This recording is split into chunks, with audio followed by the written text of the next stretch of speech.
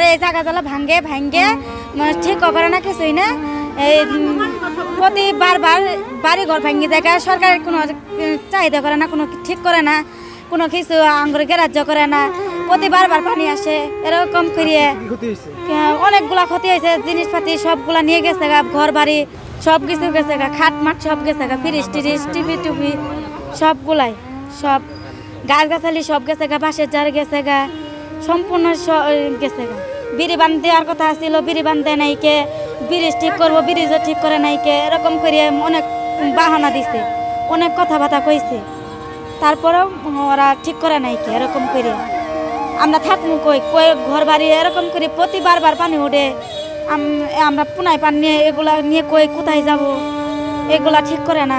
পাকঘর নিয়ে গেছে গা, পাকঘর ঠিক করে না, মানুষ করে নাইকে, এলা টাকা পয়সা অনেকগুলা ক্ষতি হয়েছে মানুষের।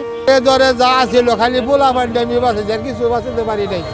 5 মিনিট আগে আমার বাড়ি উলিও গেছিলাম, তুললো গেছে কেবল তুললো, এলাম আমার সমস্ত শেষ। আমি এলাম হার্টের রুগী, শ্বাসকষ্টের রুগী আমি।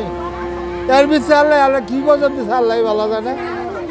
আমার সমস্ত গেছে ঘরে ঘরে হুদ্দা যা আছে যাবি এত ঠিক করে। পানি উন্নয়ন বোর্ডের লোকের এই জানি এটা বলে বাজেট নাই। এবার আমরা অনেকক্ষণ অনুরোধ করছি, অনেকদিন অনুরোধ করছি, এরা বলে এটা বলে বাজেট নাই। উত্তর আর দক্ষিণে বাজেট আছে না, কোনো বাজেট নাই।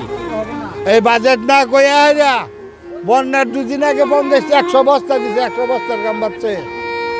এই 100 বস্তা দিছে, 100 বস্তা থাকে।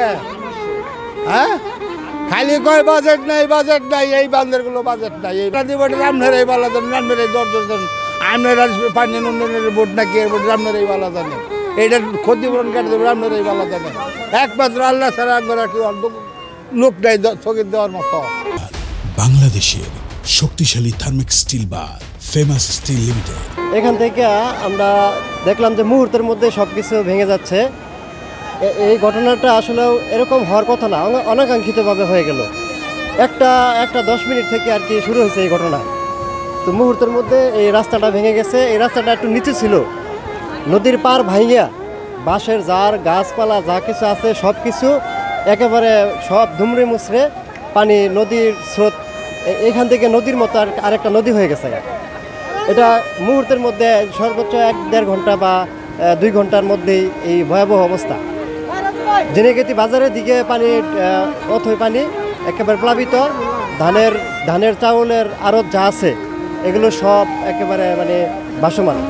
আমাদের দাবি হচ্ছে যে এই যেহেতু প্রতি বছরই এরকম ভয়াবহ অবস্থার পরিণতি হচ্ছে, সবাই শিকার হচ্ছে, তা আমরা প্রশাসনের কাছে এবং সরকারের কাছে আমরা চাই যে এই ভাতটা যেন মজবুতভাবে আবার পুনরায় নির্মাণ করা হয় এবং জনগণের যাতে ভোগান্তি কমে। আসলে বন্যার অবস্থা খুব ভয়াবহ। এখানে আসলে টিকা যাইতেছে না। এখানে যে পানির যে স্রোত এবং এখানে যে বাড়ি ঘরের যে অবস্থা, এই যে একটু পর পরে ভেঙে যাইতেছে।